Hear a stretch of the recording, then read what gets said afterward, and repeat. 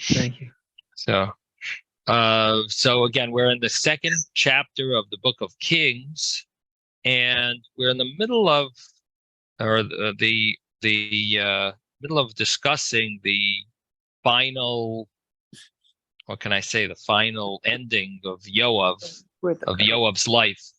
And Yoav, as we know, was a great warrior for David HaMelech, and did some great things. And he was actually a very holy person as well. But at the same time, he also was a little too fast to murder certain people. And there were two specific individuals that David was very upset that he killed. And one of them was Avner, and the other one was Amasa. And I should say, actually, three. And Avshalom, especially, he was very upset that he had killed his own son, Avshalom, when Avshalom made the rebellion. So Shlomo HaMelech is now in the midst of fulfilling David's request to get rid of Yoav at the right time. And now seems to be the right time because Adoniyahu is starting up with Shlomo HaMelech, and the two helpers of Adoniyahu were Yoav and Avyasar. So this is where we're holding right now. Yes, David. Yeah, Yoav's name in English is spelled Joab, and people might get confused, sometimes I did, with Job. Eov. Same letters, even. Yeah, Eov. so you might want to just point out the difference, even though it's a similar spelling, it's a different person. Okay, thank you for pointing that out, David. David wants to make sure everyone is aware that this is not Job. This is Yoav. And Yoav is a different person. Yoav is Jewish. Job was not Jewish. And Yoav was the commander in charge of David HaMelech's army for many years, many decades. And he did tremendous things for the Jewish people, in addition to the fact that there are midrashim that we'll soon see that show about how great Yoav really was, which is makes it a little hard for us to understand how he could be so great and at the same time murder relatively innocent individuals. I say relatively innocent because each of them had a skeleton in their closet. Each of them did have some area that they mess ups that they did. But the thing is that David had chosen to forgive them, and Yoav wasn't willing to follow the wishes of David. At that time, he couldn't control himself for whatever reason, or felt that David was wrong. And he did mess up by killing these three, again, relatively righteous individuals. Who were they? So, as I mentioned before, Avshalom was David's son, but the other two were Avner and Amasa. Avner had been on Ishbosheth's side against David, so he was sort of like the opposing Jewish army, and Avner was the commander-in-chief there. So, I guess there's room to say he wasn't perfectly righteous, but he definitely was a very holy person, very special person.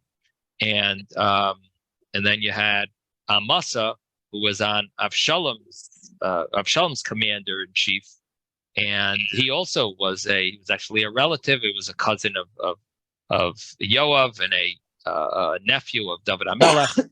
But he obviously was also a great scholar and a great person, even though he did again, he also was involved in a rebellion. He had chosen to be with Avshalom. So they were relatively great people, and yet Yoav killed them. So as I'm mentioning this, I'm sharing Yoav was this tremendous individual, but at the same time, he did make some mistakes that he ended up losing, as we'll see, losing his life for. And he was even cursed by David HaMelech, that a number of different curses that should happen to his family because of these mess ups that he did.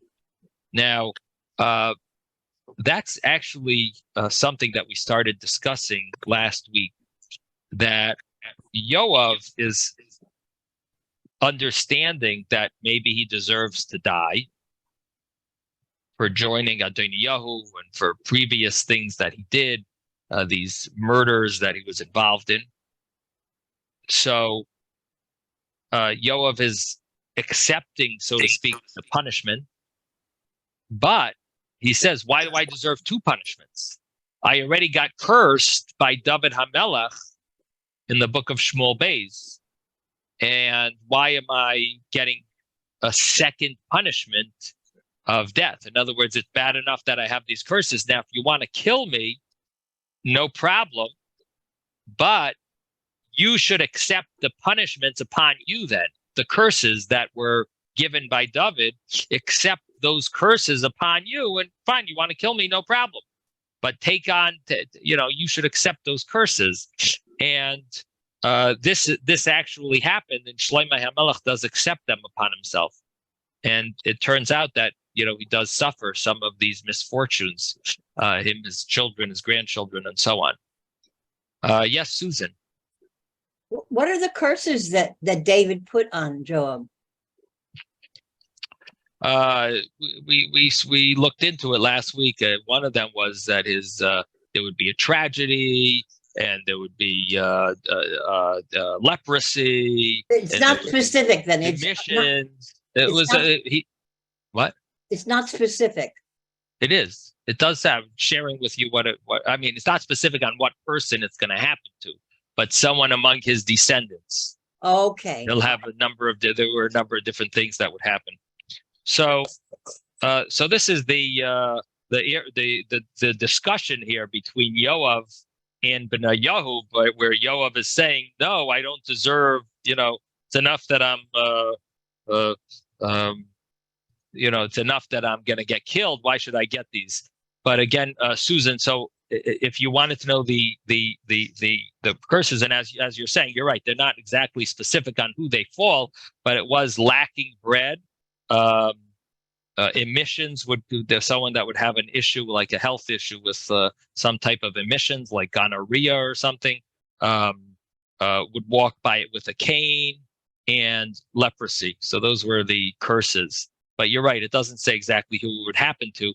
And so Yoav felt that, why should I get punished twice? I got those curses. It's going to happen, if they're going to happen, whatever was going to happen, I shouldn't have to deal with that and death. Rabbi, are the Jewish people believe in curses? Well, they actually came true, and we do have a prohibition in the Torah not to curse someone who's innocent. So there is such a concept. In general, so you have to be very careful. We don't. It's not a common thing. I never heard of that. That's why I'm asking you. I never. Right. It's not a common thing that you'll hear of. And as you see here, look at what happened. David cursed Yoav, and it ended up going back on David's family because they ended up punishing Yoav with a different punishment. So Shlomo HaMelech accepted them back upon himself. So they actually did take effect. Yes, Ben. I wanted to tell to Susan that people shouldn't say things they don't want to happen, because we learn that whatever you say comes true, whether it's good or bad. But I would, to me, that's not a curse. But it takes a step. Yeah, it's a step never further. Wish anything bad on anybody, obviously. I mean, Right. Well, this is like a step further, and it says "V'nasi ba'amcha lo sa'or." You're not allowed to curse someone in your amongst your people, and the rabbis understand in the Talmud that that refers to someone ba'oisei ma'asei amcha, someone who is righteous. But if they sin, then it would be permissible to curse them. It also is a prohibition of cursing a judge, and so on. And so these are things that obviously because it's a severe prohibition, so therefore it's something that you probably never you don't hear of it. It's of course proper to stay away from doing such things. But again, we're dealing with the kings, and we're dealing with serious matters that involve the government. It also involved desecration of God's name, because by killing Avner and by killing Amasa, these two people, it made it look like David did not keep his word. It looked bad for God. It made it look like David was taking revenge. So these were areas where David wanted to show that he was not involved in the murder. And so it's not a typical case of cursing someone. We're in the middle of discussing this with Yoav and Benayahu, and Yoav had said "Loi kipai amos." We were in the middle of verse 30. We just finished verse 30. That he said that, no, I will die here, and I don't accept to take those curses. You should take the curses, Shloimeh, that your father cursed me, because you're punishing me. So the verse concluded that that Benayahu sent word back to the king, saying that this is what Yoav said, and this is thus did he answer me. Now that's verse 30, and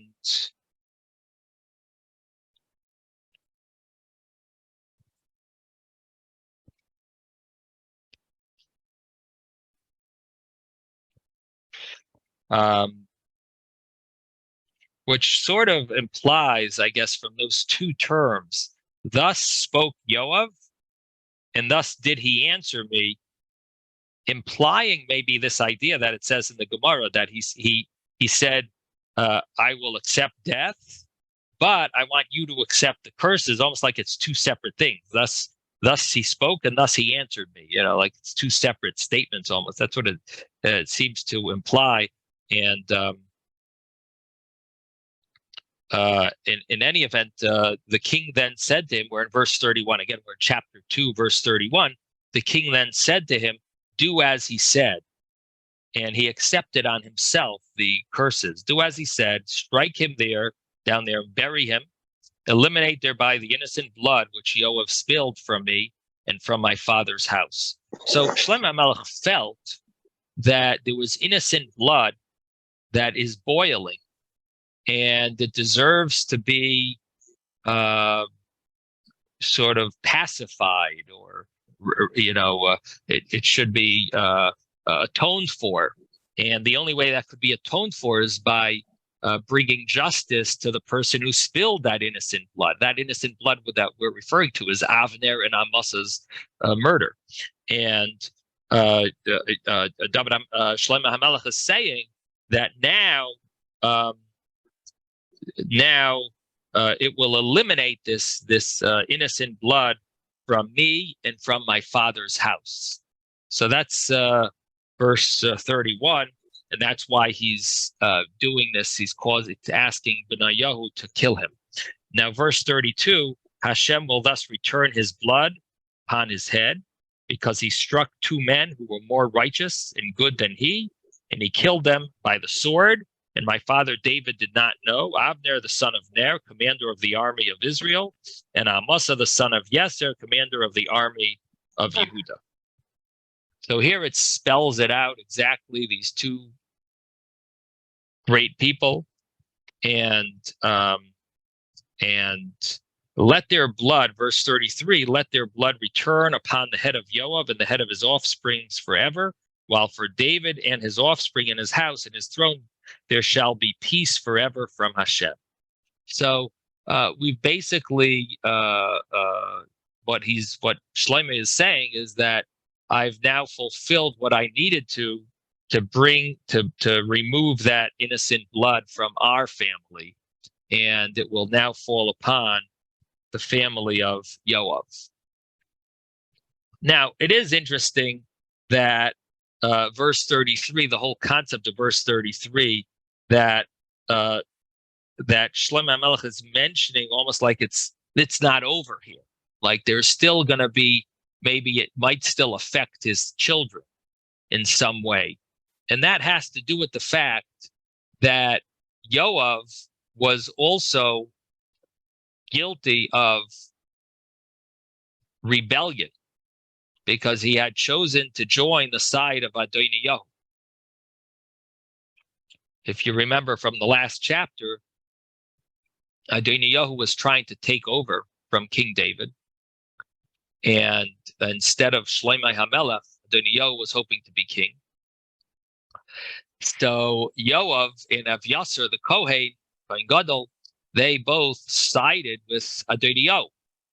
So Yoav had also the sin, the crime of rebellion, and therefore even this death might not fully atone for Yoav, but at least it will be some level of atonement, and whatever else needs to be, at least this is all that Shlomo could do. What more can he do? What more can Shlomo HaMelech do to punish Yoav? This is the extent of what he's able to do as a punishment for Yoav. He did what he needed to, and he feels that he feels like the burden has been lifted from his shoulders. Now, the verse continues, verse 34. So Benayo, the son of Yehoiada, went up and struck him and killed him, and he was buried at his house in the desert. Now, this is a topic of discussion, commentaries in the Gemara. What does it mean he was buried in his house in the desert? He lived in the desert. So the Talmud mentions an interesting thing. The Talmud says that his house was hefker to anyone. Hefker means ownerless. It was available. Anyone that was hungry. He was a very charitable person, very generous. And if anyone ever needed anything, they would come to his house, which shows some of the greatness, a little of the greatness of Yoav. And mentions as well that just like the desert is a free for all, nothing is stolen there. It's free. So the same thing in his house. He never had anything that was ever stolen. He was totally clean of any type of sin of stealing. And the Talmud, another statement of the Talmud says something even more impressive. Talmud Yerushalmi mentions this. It says that that the house of Israel, once Yoav was killed, the house of Israel was now like a desert. It was missing someone so precious. It became like a desert, like desolate, so to speak, empty of. He had such righteousness to him, which is so interesting to see that we have this great person, but at the same time he had a sin of murder, but yet he was so great, so holy, and so precious to the Jewish people. It's just this almost a contradiction, paradox here, where we're seeing someone could be so great, but yet, he made a mistake. I mean, the cases of murder you wouldn't call them exactly premeditated murder. He did have reasons, each of the cases, he explained why. He even claimed that it wasn't only not wrong, it was actually right what he did. He did have his reasoning behind it, but obviously that reasoning was not acceptable enough to make it correct. It was considered a flawed reasoning.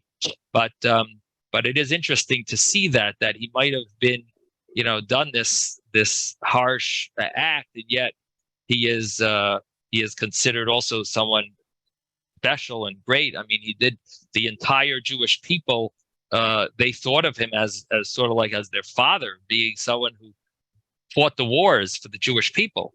In addition to him being a great scholar as well, which is not even mentioned, that's like obvious. We're not even talking about that. This level of scholarliness, which he was a great scholar.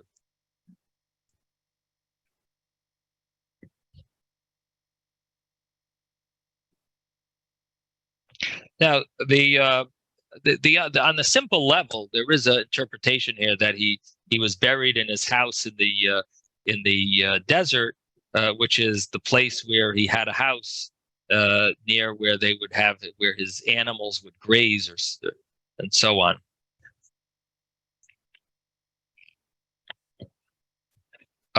So the verse continues, and the king. Verse 35, the king appointed Benayo, the son of Yoyada, in his place over the army, and the king appointed Tzadok the Kohen in place of Yasser. So we have the story of Eli HaKohen had was punished by Hashem when his kids didn't act properly. So now is where Tzadok is now taking over the high priesthood from Yasser. Again, Yasser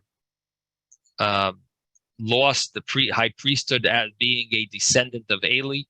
It was at some point going to take effect, and here it took effect. Yasser thought that he might be able to regain some honor, some of his glory, previous glory, by joining Adoniyahu, but that was a grave mistake, because he ended up creating a negative a negative relationship with Shlomo by joining Adoniyahu's rebellion and thinking that he would get his place of high priesthood back.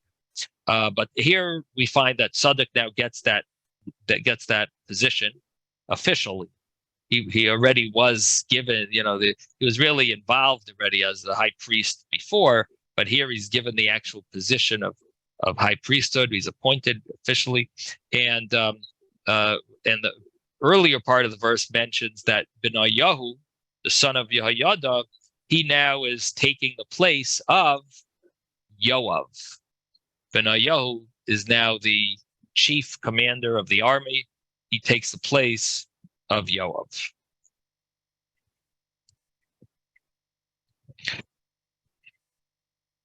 Now comes the next individual who David HaMelech wanted to get punished. This is also a very delicate situation, because Shimei ben Gera is a great scholar, leader of the Sanhedrin, and he's also a teacher, Shlomo HaMelech's teacher, which is quite impressive that David would choose him to be Shlomo's teacher after having such a bad relationship with David. He was the one who cursed David at the rebellion of Avshalom. Shimei had cursed David and had obviously taken the sided with Avshalom, and felt that David was undeserving of being king, and Shimei was cursing him and throwing stones at him, and they wanted to kill Shimei. And David HaMelech said, now is not the time. And ultimately, Shimei apologized. But even when he apologized later, at the end of the rebellion of Avshalom, he sort of did it in a way that was, he got his way, but he wasn't necessarily so sincere. In other words, he was able to manipulate David HaMelech to promising him that he'll live. But when you manipulate someone to do something, it doesn't really change the facts. You might have won this time. You got him to make a promise, but did you really gain his confidence over you? Did you really gain his his forgiveness? Did you really show your remorse? Did you fully show your remorse? You know, you sort of you made it hard for him to say no. He was in a position that he couldn't answer no.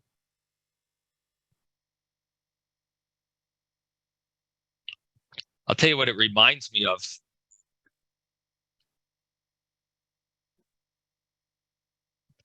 I was someone that owed me some money once, and he was a friend of mine, but he had a business, and I was working for him. A business. It was a sort of a religious organization. Anyway, he owed me some money, but he was a good friend. Anyway, bottom line was that at some point his wife passed away, fortunately, and he was sitting shiva. So I went to console him. So during the shiva, he told me, he said, and I'm sure you forgive me for the money, for the money you owe me, for the money I owe you. I'm sure you don't care about it. So he sort of like, what was I supposed to say while he's sitting shiva and he's trying to force me into forgiving him the money he owes me. It's not exactly he's sort of like manipulating me to forgive him for this money. Now, there's halachic ramifications of if you don't, if you're quiet, it's almost like you're agreeing to him. So did I let go of that? Did I forego on that money or not? So I asked a great scholar who deals with monetary, the serious questions in monetary law, like what happens in that scenario, because I wasn't going to say anything, and hurt his feelings when he's sitting shiva, but at the same time, what he did was not exactly right. He's sort of like manipulating me to forgive him for a financial, some money that he owed me when I worked for him. So the conclusion is that that's not considered agreeing. So in the end, I was still eligible to claim this money back. But the point is, like, Shimi ben Gera got David HaMelech to forgive, to promise him that he's not going to kill him, but it didn't exactly change the facts. The fact was Shimi did curse him. Shimi threw stones at them, and Shimi was, to some extent, Moirid b'malchus, was rebelling. It's questionable if David at that time was considered a king, a full-fledged king. There's discussion about that among the commentaries. Was he considered a king at the time that Avshalom had pushed him out of office? But at the same time, he didn't really show great full remorse. So here we have verse 36. The king then sent a message summoning Shimi and said to him, build yourself a house in Jerusalem and live there. You may not leave it to go anywhere. Now, I see in the chat over here, Ezra wants to tell us that's an old saying, keep your friend close and your enemies even closer. This answers why Shimi was kept close to Shlomo. Thank you, Ezra. Good point. And that is that verse 36. What is the punishment David is giving, that Shlomo is now giving Shimi? Now, keep in mind, again, Shimi, he sided with Avshalom, and he cursed David, and he threw stones at him. But Shimi then got him to forgive him, or at least say that he's not going to kill him. He got him to promise, and David HaMelech didn't kill him. David already passed away, but David did tell Shlomo to punish him. See to it, don't let him, be innocent, be free, be clean. And so here, Shlomo, this is his teacher, Shimi, and Shlomo tells him make yourself a house here in Yerushalayim, even though you live far away. But I want you to stay here in Yerushalayim, and I want to keep an eye on you, as Ezra is saying. I want to watch you. Now, what does that mean? He wants to watch him. Well, he's very nervous. What's he nervous of? This is David's foresight that this Shimei is capable of starting another rebellion. And being that he's capable of starting another rebellion, so he wants him to be close enough that he won't be able to spread the word amongst his friends, amongst his fellow tribe. And therefore, he says, stay here close by, and people, you'll have to concentrate on other areas rather than gossiping about because you don't have your close friends nearby, and you'll learn Torah over here, and Shimei was a great scholar, and you'll also maybe atone. The Torah will help atone for your sin. But so this is what he wanted him to do, that he should stay close by in Yerushalayim. So again, there's a few reasons why he wants him to stay close by in Yerushalayim, and one of them has to do with, of course, keeping an eye on him, not being able to go spread rumors and plans for rebellion. But additionally, it had to do with the fact that he'll spend his time learning Torah over here, and the Torah will atone for his sin.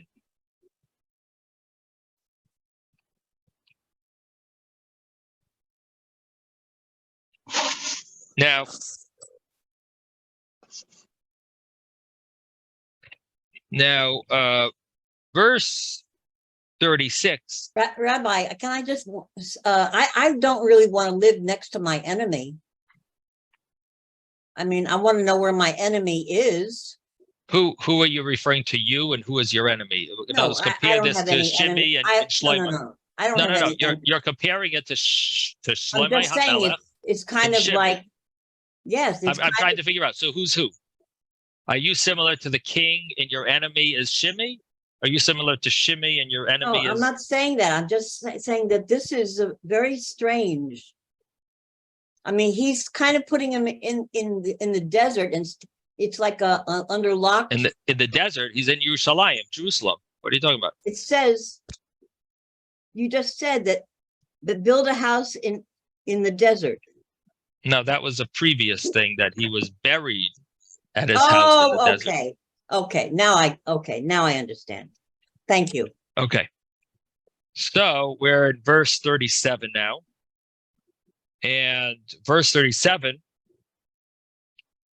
it shall be on the day that you leave it, meaning Yerushalayim, and you cross over the Kidron Valley, which is the valley right along the city of David.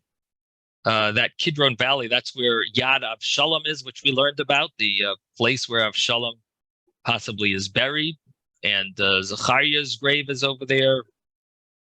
So that valley, the Kidron Valley, is where Shimei would, if he wanted to leave Yerushalayim, he would be traveling that direction, passing over the Kidron Valley to his hometown.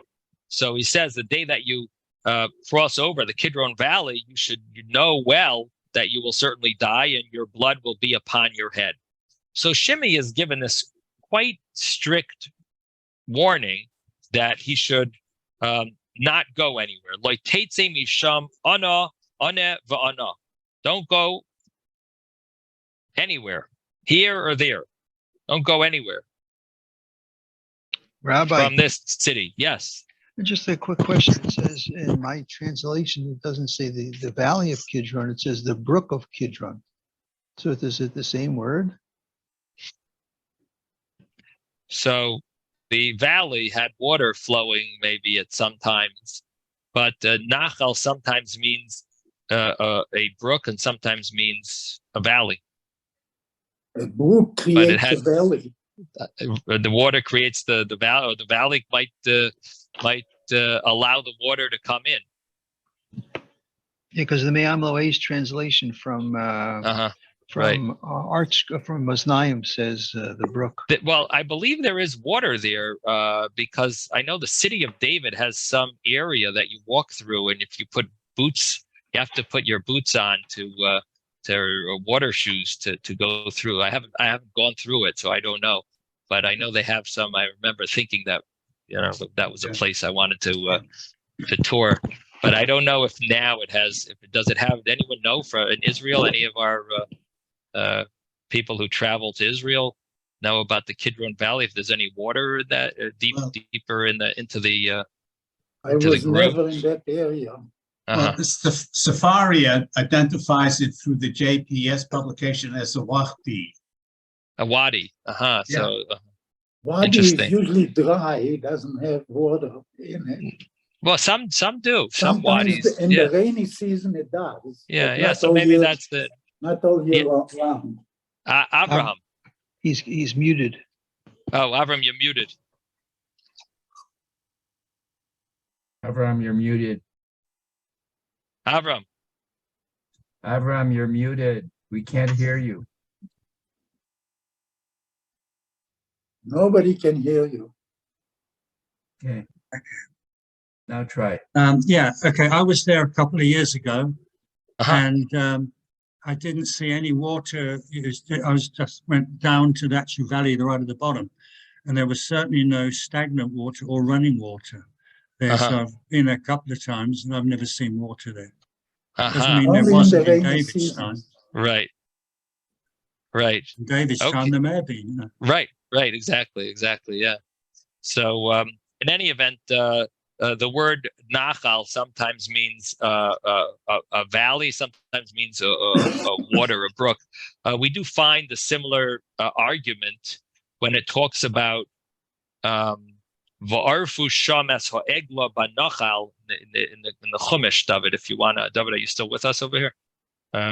So that it mentions about the law of the law of the decapitated egla arufa, decapitated heifer, where they would it says they did it over the nachal. There's an argument if it actually means water running brook or it just means a valley. So the word obviously could mean both. But if you really want to know, you could always travel and check it out. Google should find know. out. If you want, you could give me the verse, the chapter and the verse. I could look it up on Chabad.org.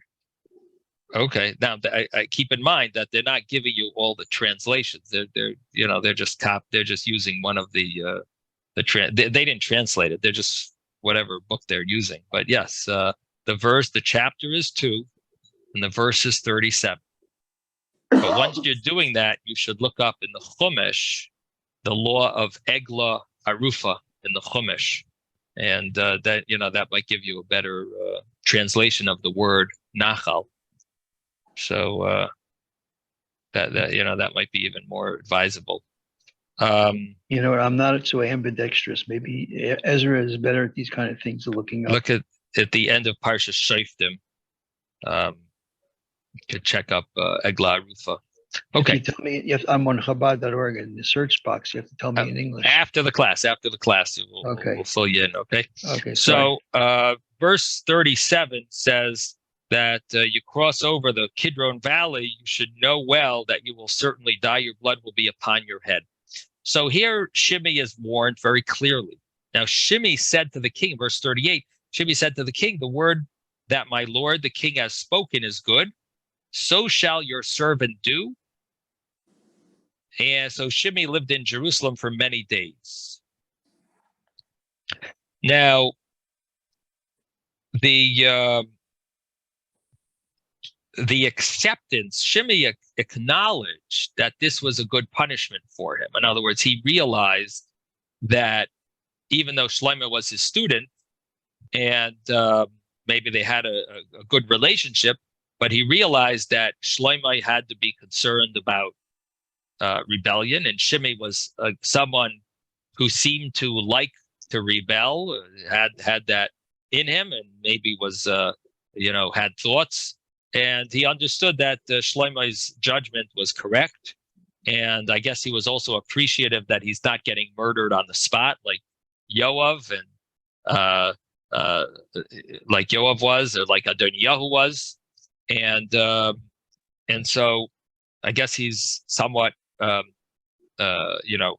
accepting of this. And he says, the word is good, and that the king has spoken, and so shall your servant do. And he basically agreed to live there. Now, the understanding later is that this was actually a vow.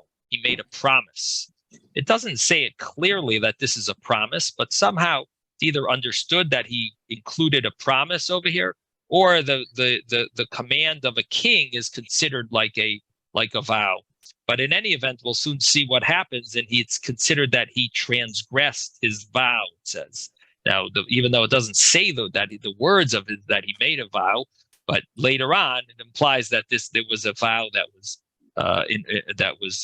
recited, that was said. Verse 39, it happened after 3 years that 2 of Shimei's servants fled to Achish, the son of Maachah, the king of Gas. They told Shimei, saying, behold, your servants are in Gas. So he had 2 servants that fled, and he wanted to retrieve them. So he was told they went where they went. So Shimei got up and saddled his donkey and left for Gas, to Achish, to seek his servants. Shimei went and brought his servants from Gas. So Shimei did this. Now, the question is, why did he do such a thing? What did he, what was he thinking? He made a promise, which we'll soon see that the pasuk says that he made a promise. What was his room for leniency? Why did he think he's allowed to transgress the vow? This is a topic of discussion, what he was thinking. Either he thought that, after 3 years, Shlomo obviously doesn't mind. I guess there's 2 parts to the question. Number one is, what was he thinking? Did he really think that Shlomo wasn't going to kill him? That's one part. The other part is, what about the promise that he made? So it's really 2 parts to the question. One is the punishment from Shlomo HaMelech. The other one is the punishment from Hashem for transgressing his vow. Yes, Ben. I'm thinking maybe he understood that Shlomo meant don't run away. And here he's not running away. He's going to God and coming back because his servants ran off. So he's just going there and coming back. Maybe he thought Shlomo is not going to kill him over it. So one of the explanations, as you're saying, is that it was he didn't stop anywhere. He just went there to get them and came right back in the same day, so to speak. So maybe he felt that wasn't really transgressing the command from Shlomo, or he felt Shlomo wouldn't mind, or it wasn't. Maybe that was the spirit of the command. Didn't include this. Yes, Robert. I think for me, it's that the slaves were more important to him than his word. And ostensibly, that was a transgression. And he didn't notify. Yeah. So that would be easy to say about someone who was not in his level of scholarship, that they just don't keep their word. And their promise doesn't really mean much. But here we're dealing with someone who kept, the letter of was very, very careful to keep the laws. I mean, he was a great scholar and was very careful. He wasn't just doing things that he wanted to against. You weren't going to catch him eating non-kosher. You know what I mean? You weren't going to catch him doing anything. He was a very holy person, this Shimei. And even though he chose on his rebellion to go with Avshalom, you have to understand that it wasn't so clear that David HaMelech was correct. There was a lot of gossip about David HaMelech that caused people to think that maybe Avshalom was more. And you have to understand, Avshalom was also very smooth talker, very good, very very cunning and very capable of very charismatic. Extremely, and really won the hearts of people. So it was not like he was automatically just sinning and saying, "Oh, I'm going against the Torah." So here again, we're dealing with the terrible sin of going against the promise, which in Torah law that's considered a very severe sin. So, I understand what you're saying, Robert. You're coming from the fact that we hear all the time, especially among politicians, they make promises and they don't keep them, right? So it's to us, it seems like, yeah, okay, so he didn't keep his promise. Like it was more important his servants than his promise, which like sounds very normal today's day and age. But when you think of someone who keeps who's a scholar and very righteous, I think that's hard to explain. That he thought it was more important than the vow. But whatever it is, maybe along the lines of what you're saying is he forgot his vow was not on the front of his mind. Maybe you could say it along those lines, that it was so painful to him that he lost them, that he didn't remember his vow at the time. And he didn't remember this because this was so important to him, because these were his two main servants, maybe, that kept everything going. So maybe to him it was, but to say that he chose the servants over the vow, I don't know. To me, it's hard to explain it that way. But maybe he didn't think of them because the servants were in the forefront of his mind. So anyway, the commentaries mention these ideas, and possibly he was going in a different direction than his hometown. So Shlomo HaMelech's command was mainly that he shouldn't go back home to be friendly, to befriend, and to gossip with all of his co-conspirators, and his people. And here he's going somewhere else. So maybe he felt that was not transgression of the command from the king. The problem is that all of these answers don't really fit perfectly with the fact if he made a vow, how would he transgress his vow? But unless you say that he made a vow that whatever, it was basically based on the king's command. So whatever the king meant with his command, that's what the vow was on. So no, it wasn't a vow that he's not going to leave. It was a vow that whatever the king is prohibiting me to do, I will follow.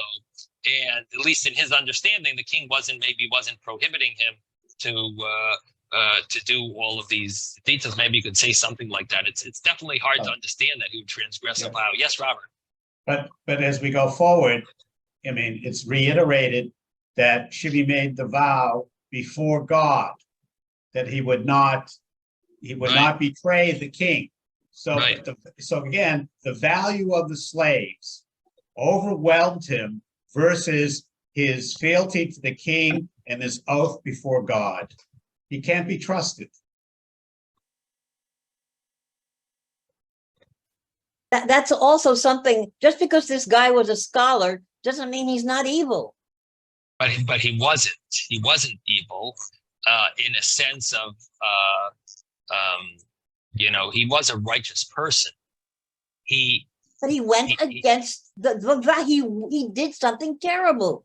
You don't do that. You don't go against a vow, especially with Hashem. So that's why it's surprising.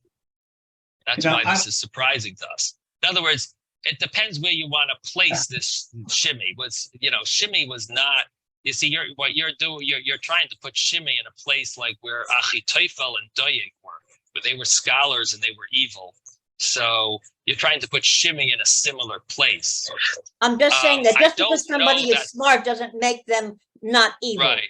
No, but he was the head of the Sanhedrin, the leader of the court, and So he maybe was. we made a mistake by making him that. I mean, Okay. I mean, It could be, but at least the understanding is that that he did make some mistakes, but not in a sense the way you're understanding. At least that's the way my picture of Shimei was. Again, I'll have to reevaluate. Maybe my understanding was wrong, but I did not put Shimei in the same category as these other evildoers. At least that's my understanding. I have one more thing I want to Amelech ask. chose to have Shimei as his son's teacher also implies like he did have respect for him, which is not surprising. Sometimes you have respect for people, even though they might have their values might be slightly different than yours in some, in certain areas. In other words, they might have certain leanings towards different things that you might disagree with. It doesn't mean that you minimize their greatness. You know what I mean? Like different groups in Orthodox Judaism followed slightly different paths, and this one emphasized more of this, that one emphasized more of that. It didn't, but at the same time, and you might not follow them, but you didn't consider them sinners. You didn't consider them someone who took the law lightly. But here we're dealing with someone who transgressed a vow. That's surprising. That seems more surprising. Rabbi, as far as different viewpoints, didn't Shimei want David dead? But you have to understand that why? Why did he feel that he was wrong? You have to take that into consideration. Yes, Anna. My question is, was his journey exactly through the valley that was mentioned by Shlomo, by Solomon? Over. He did. He crossed over that. He did cross over. Okay, that's a, you could not actually forgive him out of technicality that he took a different direction. Okay, that's a, he did cross over the valley. It's a good question you're asking, because he's claiming that like the spirit of the command was not exactly what he did wrong. In other words, the prohibition was not exactly, but the wording doesn't fit with the wording. He did transgress the words of the command, but his claim was, I didn't transgress maybe the spirit of the command. So that's subject. But the problem is he opened himself up to an area which allows the king to kill him on the spot, because he did transgress the words. You could say what you want, but if the king wants to kill you and he's looking for some reason, then it's not a good idea to go by the spirit of the law and transgress the word of the law. But it cannot be a case of just simple misunderstanding. Maybe his understanding, just simply to consider, because to me it's a puzzle too. A person who proved so many times that he really, he had to be a head of Sanhedrin is definitely a big honor. That's why to make such a simple mistake and go against what you promised, it doesn't seem to be a very easy answer. I think it was either not enough information or a different intention. That's how I see it. I don't know if he knew King Solomon so well. From what I understood, he was his teacher when King Solomon was still, teenager. That's he probably knew his personality. But in this case, it could be just that the purpose of his journey was so clear. He just wanted to bring back what belonged to him or whatever was important. It could be just a matter of miscommunication. I know that it's not right. It could be. To break your word. Right. But the problem is that if the king was interested in getting rid of him at the slightest mistake of his, so he's got to be careful not to interpret anything. He's got to be careful to follow every interpretation. Otherwise, he's going to be done with. And being that he has a rebellious side to him, so he's got to be extra careful. This is a scenario where he's got to protect himself. Yes, Ezra. So my question is, why didn't he go to the king and ask permission to leave? So again, it seems like he thought it would go unnoticed, and maybe he didn't realize that he really is more deserving of punishment than he thought. And it goes back to the typical, I'll call pishoyim to chasa ahavot. On all sins, love covers them over. And Shimei, obviously, he did have some mistakes, and he did have some issues that he did wrong. No question about it. He obviously didn't realize that he deserves, more atonement than he thought he needed. Because when you think of yourself, you always think of, I'm a good person. When you think of someone else, you always see the negative. But on all sins, your love covers it over, and it makes you think righteous about yourself. So he probably felt, listen, I'm here, I'm good. I stayed in Yerushalayim. I haven't rebelled at all. So he's probably thinking about himself, that he's a righteous person, he's a good guy. But really, he's not realizing that deep down he has sin that wasn't really fully atoned for. And this is going to be only atoned for now when he transgresses and when he gets killed. That's really going to be the final atonement, which he probably could have maybe atoned for, maybe had he truly repented more. Maybe he could have lived longer at least. He didn't realize this, maybe that this negative element of him that really needed atonement. That would be my thought. Yes, Yisrael or Yehuda. Yes, a couple of thoughts that I'm kind of troubled about Shlomo's character in this particular situation, because for a couple of reasons. Number one, when he basically put Shimei under quote unquote house arrest, okay, in a way, was almost trying to set him up and to create a stumbling block for him, to give him the excuse to dispose of him. That's part one of my concern. The other part is that it was a so to speak a first offense, and I mean the threshold of living and dying on the blade of a knife, so to speak, metaphorically speaking. I find that troubling. I would have expected that Shlomo would have been more merciful and at least give Shimei another chance. So what it seems like is that certain people, you have to realize, are people who do not accept authority well. And, especially the bigger the person is, the harder it is for them to accept authority. And Shimei seems to have that problem. And the fact that he did give him one chance was nice. He says, listen, you chose to, you if my father forgave you or let you live, fine.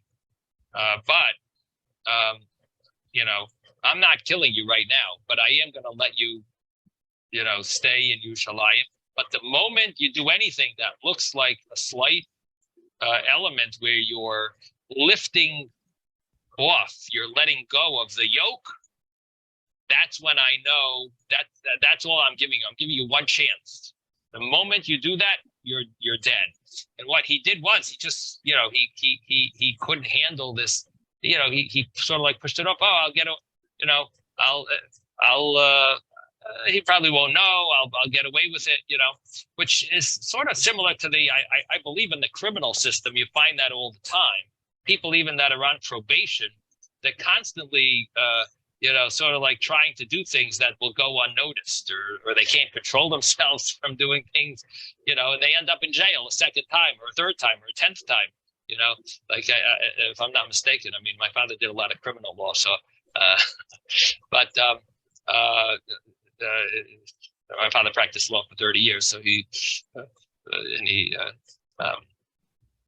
had people that he helped out, but I believe it has something to do with that these people are, you know, that's just the way they are. So the moment you see it again, if they can control themselves, great. If not, you know, you just got to get rid of them, because it's gonna be a constant nuisance. Yes, Robert.